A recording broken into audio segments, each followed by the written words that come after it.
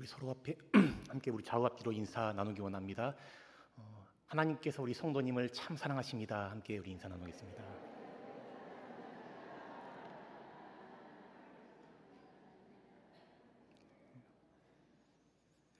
어떤 상황과 환경 가운데서도 하나님께서 우리를 사랑하신다는 이 놀라운 진리, 이것이 바로 이 성경이 우리에게 가르쳐 주시는 진리이고, 이것이 우리에게 큰 은혜가 되는 그런 복된 또 말씀인 줄로 믿습니다. 제가 오래전에 그 친한 친구가 이제 결혼한다는 소식을 들었습니다. 형제처럼 아주 가깝게 지냈던 친구였기 때문에 만사 제쳐두고 이제 그 친구의 결혼식에 참석했습니다. 요즘에는 결혼식이 매우 간략해져서 뭐 1시간도 채 하지 않더라고요. 요즘 결혼식장 예약하기도 참 어렵고, 또 결혼식을 보면 요즘은 주례도 없이 매우 빨리빨리 진행해서 보통 이 40분 이내로 결혼식을 다 끝내게 됩니다.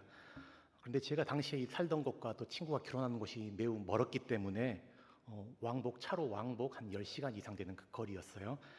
그래서 차를 여러 번 갈아타고 가야 되는데 1시간도 안 되는 그 결혼식에 참석하기 위해서 10시간 이상을 거리에 쏟고 하루를 다 보냈던 그런 기억이 있습니다.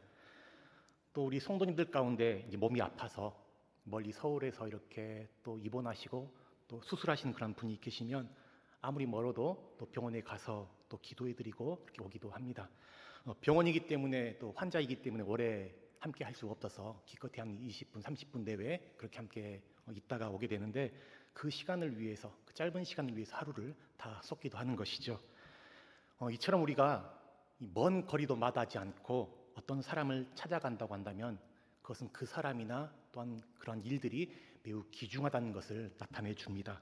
그것도 다른 일을 보면서 겸사겸사 찾아가는 것이 아니라 오로지 그 사람만을 위해서, 그 일만을 위해서 찾아가게 된다면 그것은 더욱 그럴 것이죠. 그 길이 험난하면 험난할수록, 멀면 멀수록 더 그것이 중요하다는 것을 나타내 줍니다. 그런데 예수님께서 우리를 찾아오신 길은 어떻습니까? 예수님은 하늘에서 이 땅으로 오셨습니다. 하나님의 아들이신 예수님께서는 하늘의 보좌를 버리시고 낮고 비천한 이 땅에 육신의 몸을 입고 오셨습니다. 그것도 사람들로부터 환영받고 대우받고 또 인정받기 위해서가 아니고 철저히 고난당하고 멸시당하고 배척당하고 십자가에 죽기 위해서 오셨습니다. 왜 그렇습니까? 우리를 이 죄의 문제에서, 이 영원한 죽음의 문제에서 우리를 해방시키고 구원하시기 위해서 오신 것이죠. 이러한 예수님의 오심은 하나님이 우리를 얼마나 사랑하신지를 나타내 보여주시는 그러한 놀라운 사건이라 할 수가 있습니다. 로마서 5장 8절에서는 이렇게 말씀하고 있습니다. 이 말씀을 같이 한번 읽겠습니다. 우리가 아직 죄인 되었을 때에 그리스도께서 우리를 위하여 죽으심으로 하나님께서 우리에 대한 자기의 사랑을 확증하셨느니라. 아멘. 하나님은 죄인 된 우리를 위해서 자기 아들을 보내셔서 십자가에 죽게 하시죠. 그래서 그 십자가상에서 우리를 향한 그 당신의 사랑을 온전히 나타내시고 확증해 보이셨습니다. 우리 모두는 예수님의 그 십자가의 구속의 사건을 통해서 하나님 앞에 우리가 정결케 되고 회복되어서 하나님을 예배하는 자로 서게 된 것이죠. 오늘 우리가 읽은 이 본문 말씀은 이제 예수님께서 갈릴리 바다를 건너서 이 거라사인의 지방에 가신 그 사건이 기록되어 있습니다. 지도를 보시면 이제 예수님께서 가버나움 가운데 이렇게 사역하시다가 거라사로 넘어오시는데, 거라사로 가실 때에 이제 갈릴리 호수라고 하는, 바다라고도 불리는 큰 이 호수를 건너게 되는 것이죠. 이 사역이 중요한 것이 지금 예수님이 본격적으로 이방인의 사역을 시작하는 그 첫 그 사역이 시작되게 되기 때문에 그렇습니다. 근데 오늘 본문은 바로 앞에 나오는 그 사장 사건과 연결됩니다. 사장에 어떤 일이 있게 되냐면, 이제 예수님이 제자들과 함께 이 바다를 건너서 거라사 가운데 이렇게 가게 되는데, 엄청난 풍랑과 또 이 파도가 예수님과 제자들이 탄 배에 그렇게 덮치게 되는 것이죠. 사실 예수님의 제자들 가운데서는 날 때부터 이 갈릴리 출신들, 그리고 갈릴리를 잘 알고 있는 이 전문 어부들이 많이 있었는데, 그런데 그런 사람들도 감당할 수 없을 만한 매우 큰 무서운 폭풍이 몰아치게 된 것입니다. 제자들은 아무리 애써 보았지만 더 이상 손쓸 방법이 없었습니다. 그래서 이제는 다 죽었구나 하면서 그들이 믿음을 내버리고 큰 두려움 가운데 휩쓸려 있을 때에, 그런데 예수님께서는 마치 그 젖된 아이가 어미 품에 누워 있는 것처럼 하나님의 품 안에서 편히 그렇게 고요하게 주무시고 계셨습니다.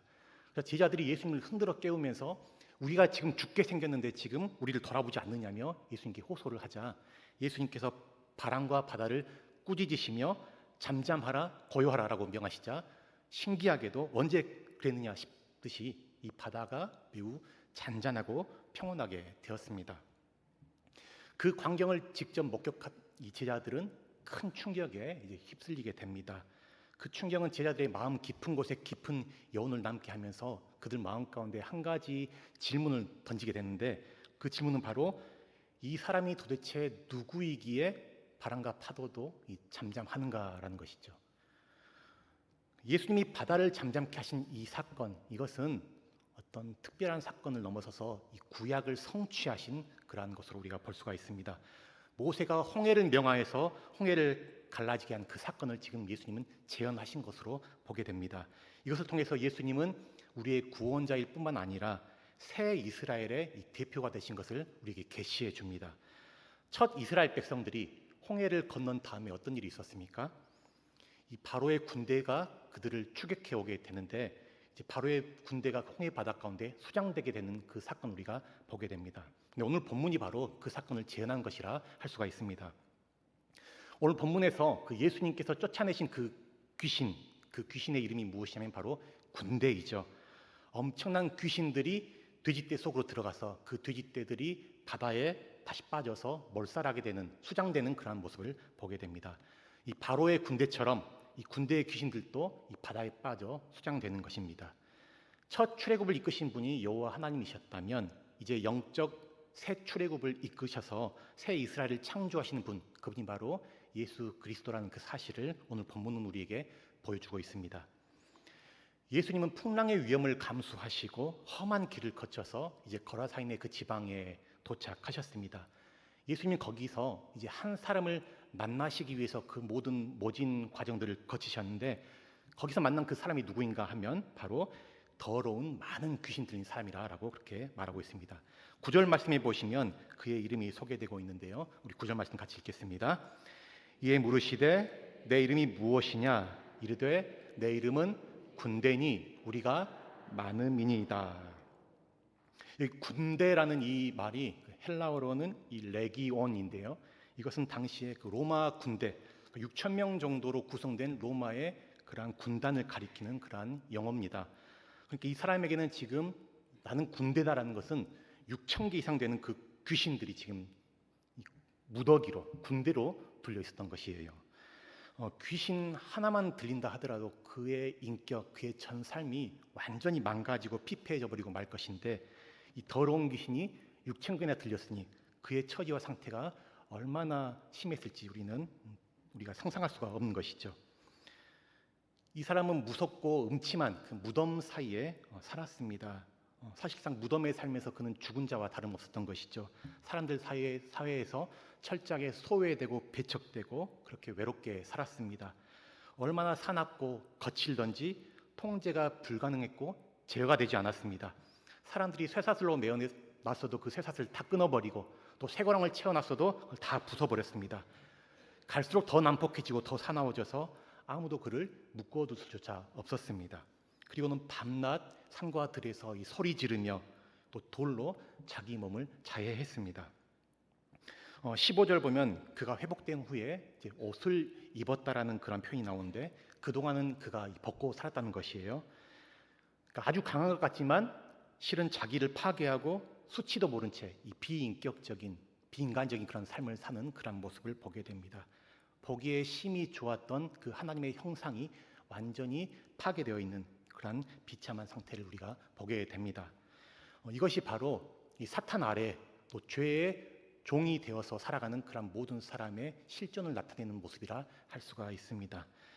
타인에게는 강한 척하고 뭔가 대단한 척하지만 사실은 그 속에서 자기 하나 추스르지 못하는 그런 존재, 그가 바로 하나님을 떠난 인간의 모습이라 할 수가 있습니다.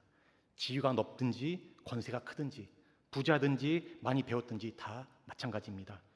그들은 하나님을 떠나서 불안하고 두려운 그 벌거벗은 실존을 감추기 위해서 외모로 포장하고 또 좋은 옷으로, 집으로, 차로, 권력이나 명예로, 또 학교로 또는 학위로 이런 것으로 꾸미고 또 꾸미면서 그렇게 살아갑니다. 그러나 하나님을 떠난 인간은 그 어떤 것으로도 채워지지 않고 만족되지가 않습니다. 채우고 채워도 또 꾸미고 꾸며도 그 안에는 이 공허함이 남아있을 뿐인 것이에요. 근데 오늘 예수님께서 이 군대에 귀신 들린 사람을 찾아가셨고 그를 만나 주십니다. 이 사람이 무슨 가치가 있을까요? 그가 무슨 유익이 있었을까요? 아무 이득 없고 아무 가치 없는 그러한 사람이지만 그래서 마을 사람들이 모두 다 혐오하고 두려워하고 저주하는 기피의 대상이었지만 예수님께서는 그 자를 내버려 두지 않고 직접 찾아가십니다. 풍랑과 광풍을 통과하면서까지 그를 찾아가신 것이죠. 그만큼 이 사람의 상황이 지금 다급했고 구원이 시급했기 때문에 예수님은 모든 것을 감수하시면서 지체하지 않고 그를 찾아가시는 것을 우리가 보게 됩니다. 이러한 예수님의 사랑은 지금도 저와 여러분에게 또 함께 하시는 그러한 이 사랑입니다. 아무리 우리가 또 부족하고 못나고 연약해도 예수님은 그런 것에 개의치 않고 오직 나 자신을 있는 그대로 사랑해 주십니다. 나의 모습을 그대로 인정해 주시고 용납해 주시고 받아주시는 분. 세상의 사람들은 뭔가 사랑할 만한 구석이 있고 사랑할 만한 조건이 있어야 사랑해 주지만 예수님은 아무런 사랑할 그런 가치 없는 사람을 사랑해 주시고 있는 모습 그 자체로 연약함 그대로를 받아주시고 품어주시는 그러한 분이시죠. 세상에 이런 사랑이 어디 있겠습니까? 예수님은 지금 이러한 사랑을 베풀어 주시기 위해서 군대에 귀신 들린 사람을 구하러 이 갈릴리 바다를 건너신 것입니다. 혹시 여기 계신 분들 가운데 이 군대에 귀신 들린 사람보다 더 나쁜 상황 가운데 처해 계신 분이 있으신가요? 지금 이 사람보다 더 심각한 그러한 상황 가운데, 그러한 문제 가운데 처해 있는 분이 계십니까? 아마 우리 가운데는 아무도 그런 사람이 없을 것이에요. 오늘 이 군대에 귀신 들린 사람도 그가 예수님을 만나자 그가 치료되고 회복되고 구원을 얻는 것을 우리가 보게 됩니다. 그래서 중요한 것은 바로 예수님을 만나는 것입니다. 오늘 2절 말씀 보시면 함께 읽겠습니다. 배에서 나오심에 곧 더러운 귀신 들린 사람이 무덤 사이에서 나와 예수를 만나니라. 여기 중요한 것이 바로 예수를 만나니라는 이 표현입니다. 아무리 더러운 귀신 들린 사람이라 할지라도 6,000개나 되는 그 심각한 이 귀신이 들린 사람이라 할지라도 설사 6,000가지나 되는 헤아릴 수 없는 수많은 문제가 우리 삶 가운데 찾아와 있는 그런 자라 할지라도 예수님을 만나면 됩니다. 예수님을 만나면 회복되고 치유되고 구원을 얻게 됩니다. 이것이 바로 이 복음입니다. 오늘 이곳에 있는 우리 모두 한 사람도 정말 한 명도 빠짐없이 예수님을 진정으로 나의 영혼의 구원자, 내 삶의 문제를 해결해 주시는 그러한 주님으로 만나는 은혜가 있기를 간절히 소망합니다. 예수님께서 귀신 들린 이 사람을 고치시기 위해서 오시자 이제 귀신이 예수님을 맞이하면서 정말 말 같지도 않은 그런 말을 하는데요. 7절 보시면 7절 말씀 같이 한번 읽겠습니다. 큰 소리로 부르짖어 이르되 지극히 높으신 하나님의 아들 예수여 당신이 나와 무슨 상관이 있나이까? 원하건대 하나님 앞에 맹세하고 나를 괴롭히지 마옵소서 하니. 귀신이 말하죠. 예수여 당신이 나와 무슨 상관이 있습니까? 당신과 나는 아무 상관이 없다라는 것이에요. 그러니 나를 괴롭히지 마십시오. 하나님께 맹세하여서 나를 괴롭히지 마십시오라고 말합니다. 자기는 한 인간을 완전히 파괴시키고 괴롭게 했으면서 예수님께는 자기를 괴롭히지 말라고 하는 이러한 말을 하는 것이에요. 정말 이기적이고 악랄한 그런 모습을 보게 됩니다. 강한 자 앞에서는 약하고 약한 자 앞에서는 강한 그런 모습이죠. 이러한 사탄에게 사로잡힌 그 세상의 모습이 그렇습니다. 강한 자에게는 비굴하고 약한 자에게는 철저하게 잔인한 모습, 이것이 바로 이 세상의 그런 모습입니다. 예수님이 뭘 괴롭게 했습니까?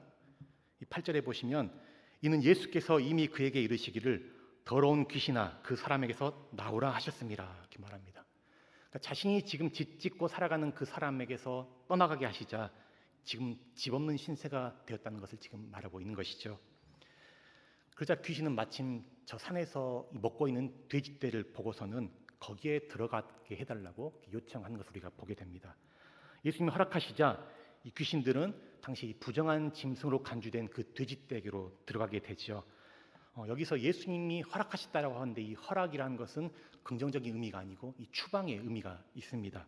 그래서 갑자기 2,000마리나 되는 그 돼지떼가 귀신이 들려서 미쳐서 비탈로 내리달아서 이제 바다에 빠져 몰사한 그런 모습을 우리가 보게 됩니다. 돼지 2,000마리떼가 바다에 빠져 몰사하는 그 사건, 오늘로 보면 뉴스에 나올 만한 그런 큰 사건이라 할 수가 있는 것이죠. 귀신이 이렇게 예수님이 허락하지 않으신 그 일조차도 감행하는 것을 우리가 보게 됩니다. 귀신은 처음부터 예수님께 순종할 그러한 존재가 아니죠. 예수님의 반대자요, 회방자요, 대적자였습니다. 그래서 이 일로 인해서 지금 예수님을 공경에 빠뜨리게 하고 또 복음이 이방인의 땅에 전해지는 것을 지금 가로막게 하는 그런 모습을 우리가 볼 수가 있습니다. 이 당시에 이 돼지들은 이 거라사인의 지방 가운데에서 큰 이 재산이었습니다. 사람들은 돼지를 중요하게 여겼죠. 자신들의 재산이고 그걸 통해서 많은 또 돈을 벌게 되는 그러한 중요한 재산이었는데 이 귀신 들린 사람은 상대적으로 하찮게 여기고 아무짝에도 쓸모없는 이 성가신 존재로 그렇게 치부하는 것을 우리가 봅니다. 그러나 예수님께서는 이 사람을 돼지 2,000마리 되는 그 가치보다도 더 귀하게 여기셨습니다. 돼지 2,000마리면 얼마일까요? 지금 우리 돈으로 이 환산해 보면 대략 한 8억에서 10억 원 이상 되는 엄청난 그러한 이 액수의 양이 돈이라 할 수가 있습니다. 오늘날 뉴스를 보면요, 이 단돈 몇십만 원 때문에 사람을 죽이는 그런 일들이 있는데 예수님께서는 귀신 들려서 아무짝에도 쓸모없는 그런 사람이라 할지라도 이 돼지 2,000마리 되는 그 사람 그것보다 더 귀중한 존재로 여기신 것이지요. 어디 그뿐입니까? 예수님께서는 저와 여러분을 어느 정도로까지 사랑하시나요? 아까 우리 찬양에서도 고백했지만 자신의 생명, 그 어떤 것과도 비교할 수 없는 자신의 생명을 맞바꾸기까지 그렇게 우리의 생명을 위해서 내어주신 분이 바로 우리 예수님이시죠. 그래서 우리는 바로 주님의 그 생명과 맞바꾼 그러한 존재들입니다. 얼마나 큰 은혜인지 모르죠. 그런데 이 마을 사람들은 이러한 놀라운 사건 앞에서 어떻게 반응하나요? 지금 그들 눈앞에는 두 가지 사실이 놓여 있었는데 하나는 귀신 들린 사람이 온전하게 있게 된 것이에요. 그가 벌거벗고 자신을 그렇게 막 해치면서 이 광인이었던 그가 온전케 되어서 있는 그 모습을 보게 됩니다. 또 다른 하나는 지금 돼지 2,000마리가 수장된 그 모습을 보게 됩니다. 하나는 좋은 일이고 기쁜 일이지만 하나는 매우 불행한 일이었습니다. 그런데 마을 사람들은 이 죽은 것이나 다름없는 그러한 사람을 예수님께서 온전케 하시고 새 사람으로 만드신 그 모습을 보면서 예수님을 영접하고 믿을 것인지 아니면 돼지 2,000마리를 잃게 만든 이 불운한 사람, 요주 인물로 여겨서 그를 배척할 것인지를 지금 선택해야 했던 것입니다. 그런데 그들은 어떤 결정을 내리고 있습니까? 17절 보시면 함께 읽어보겠습니다. 그들이 예수께 그 지방에서 떠나시기를 간구하더라. 예수님은 자기를 그 지방에서 떠나게 하지 말라고 지금 하는 그 귀신을 내어 쫓아주셨는데 지금 이 마을 사람들은 오히려 경제적인 관심사, 그들의 물질적인 관심사 때문에 예수님을 쫓아내는 것을 보게 됩니다. 이것은 돈만 있으면 귀신이랑 살아도 아무 상관없다는 것이에요. 돈 있고 귀신이랑 함께 사는 것이 더 낫지 돈 없이 예수님과 함께 사는 것, 그거 싫다는 것을 의미하고 있는 것이죠.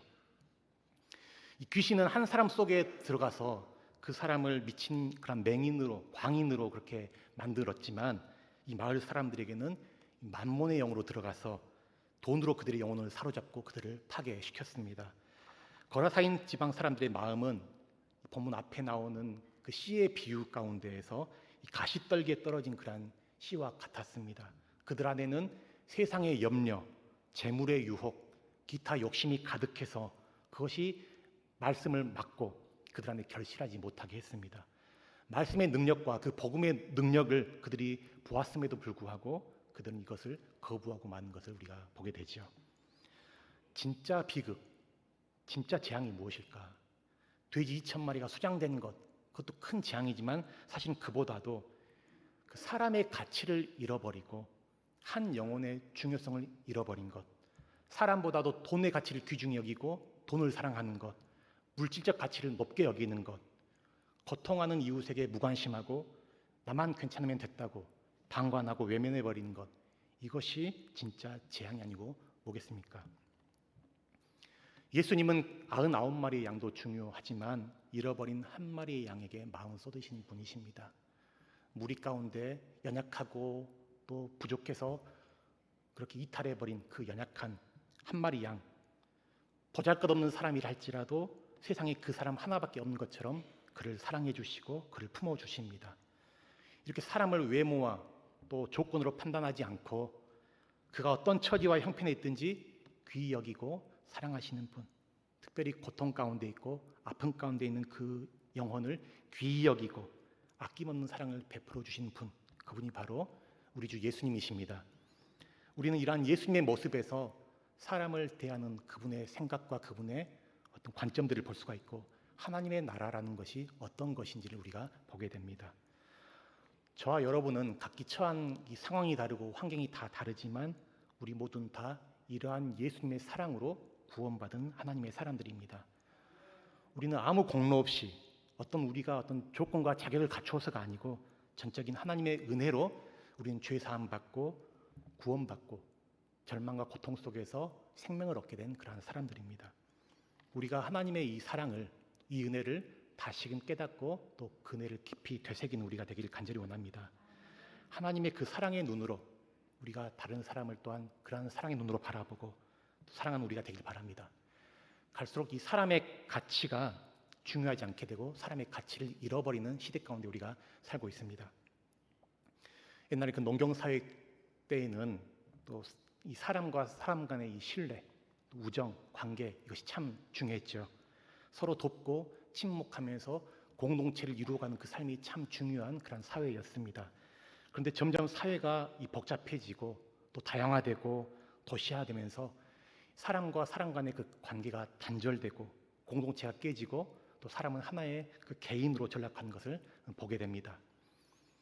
예수님을 믿는다는 것, 예수님을 섬긴다는 것, 그것은 예수님이 나의 죄를 대신해서 십자가에서 죽으시고 다시 살아나셨다는 그 사실을 우리가 머리로 믿고 동의하는 그것만이 아니고 예수님을 믿는다는 것은 예수님이 보여주신 이 삶의 방식이 참되고 그 길이 생명이라는 사실을 확신하고 따르는 것.